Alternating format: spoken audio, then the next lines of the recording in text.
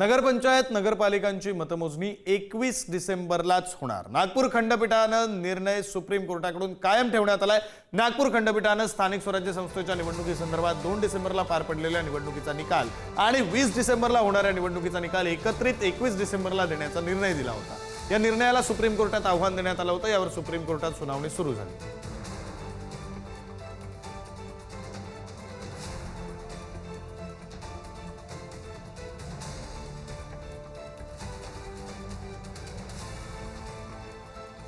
नगरपंचायत आणि नगरपालिकांची मतमोजणी 21 डिसेंबरलाच होणार आहे। सर्वोच्च न्यायालयामध्ये याचिका दाखल करण्यात आली होती आणि या सुनावणी दरम्यान 21 डिसेंबरलाच सुनावणी होणार हे सर्वोच्च न्यायालयानं आता स्पष्ट केलेलं आहे। खरं तर 21 डिसेंबरलाच मतमोजणी होणार, 21 डिसेंबरलाच सर्व निकाल हाती येणार अशा प्रकारची स्पष्ट भूमिका सर्वोच्च न्यायालयाने घेतलेली आहे। या संदर्भात सुप्रीम कोर्टामध्ये याचिका दाखल करण्यात आली होती।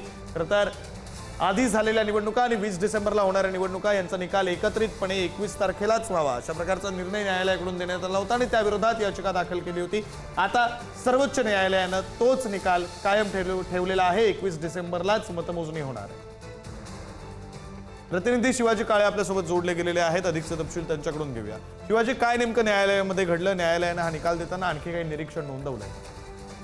न्यायालयाने सगळ्यात महत्त्वाचं 2 डिसेंबरला झालेला जो निवडणुका आहेत त्या निवडणुकांचा निकाल कायम ठेवलेला आहे।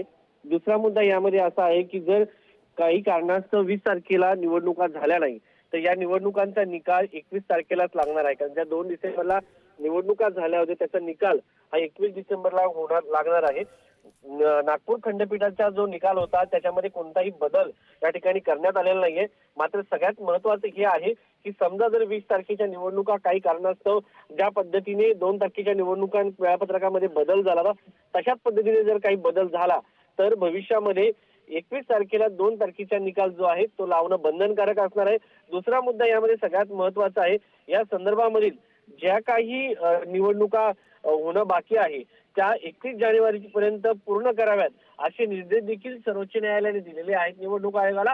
आणि सगळ्यात महत्त्वाचा मुद्दा या संदर्भामध्ये उच्च न्यायालयामध्ये जे काही प्रलंबित केसेस असतील तरी सर्वोच्च न्यायालयाने या सगळ्या संदर्भामधील या केसेस जरी पेंडिंग असल्या तरी 31 जानेवारी पर्यंत निवडणुका घ्या असे थेट निर्देश जे आहेत ते या ठिकाणी दिल्याचं पाहायला मिळत आहे। बरं, धन्यवाद शिवाजी या सगळ्या सविस्तर माहितीसाठी।